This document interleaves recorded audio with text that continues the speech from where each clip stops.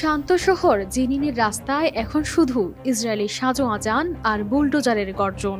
জনমানবহীন রাস্তায় ইসরায়েলি সামরিক বাহিনীর ভারী যানবাহনের শব্দ যেন এক অজানা আতঙ্কের বার্তা দিচ্ছে।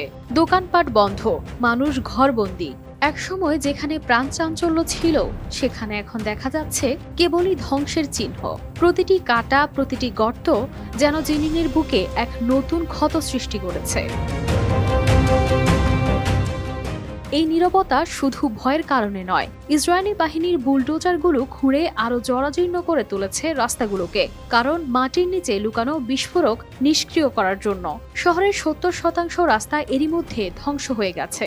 জেনিনের সিটি কাউন্সিল জানিয়েছেন, রাস্তা, পানির লাইন, বিদ্যুৎ এবং যোগাযোগের অবকাঠামো সবকিছুই ধ্বংস হয়ে গেছে।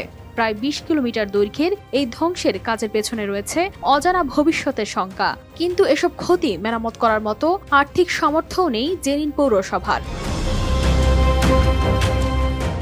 এদিকে গত সপ্তাহে শুরু হওয়া পশ্চিম তীরের সামরিক অভিযানের অংশ হিসেবে মঙ্গলবারও ইসরায়েলি বাহিনী উত্তরাঞ্চলে কার্যক্রম চালাচ্ছিল। ২৫০টিরও বেশি ডিজাইন অপশন নিয়ে ওয়ালটন স্মার্ট ফ্রিজ, বোঝে আপনার প্রয়োজন।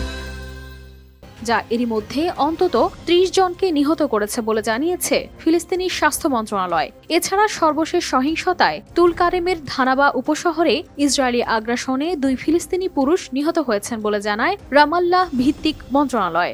অন্যদিকে কফর দান শহরে ইসরায়েলি সেনাবাহিনীর হামলায় ১৬ বছর বয়সী এক কিশোরী নিহত হয়েছেন। ইসরায়েলি সেনাবাহিনী জানিয়েছে, জেনিন এলাকায় সন্ত্রাস বিরোধী অভিযানের সময় সন্ত্রাসীরা ২টি ভবনে আশ্রয় নিয়েছিল, যা ঘিরে ফেলে তারা পাল্টা গুলি বর্ষণ করে। সেনাবাহিনী পাল্টা গুলিতে একজনকে হত্যা করে, যাকে সন্ত্রাসী হিসেবে চিহ্নিত করা হয়। তারা আরও জানিয়েছে, গোলাগুলির সময় ১৬ বছর বয়সী একটি মেয়ে নিহত হওয়ার খবর সম্পর্কে তারা অবগত।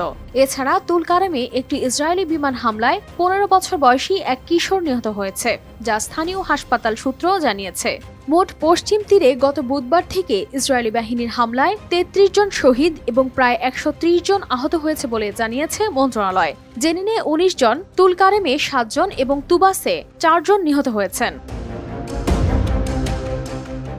গাজা যুদ্ধের শুরু থেকে ইসরায়েলি বাহিনীর হামলায় নিহত হয়েছেন কমপক্ষে ৪০,৮১৯ জন। এর মধ্যে বেশিরভাগই নারী ও শিশু। অন্যদিকে হামাসের হামলায় ১,২০৫ জন নিহত হয়েছে, যার মধ্যে বেশিরভাগই বেসামরিক। এই সংকটের মধ্যে গাজার জনস্বাস্থ্য হুমকির মুখে পড়েছে। ২৫ বছর পর প্রথম পোলিও কেস শনাক্ত হওয়ার পর একটি টিকাদান কার্যক্রম শুরু হয়েছে। কানিস ফাতেমা শিমু, RTV।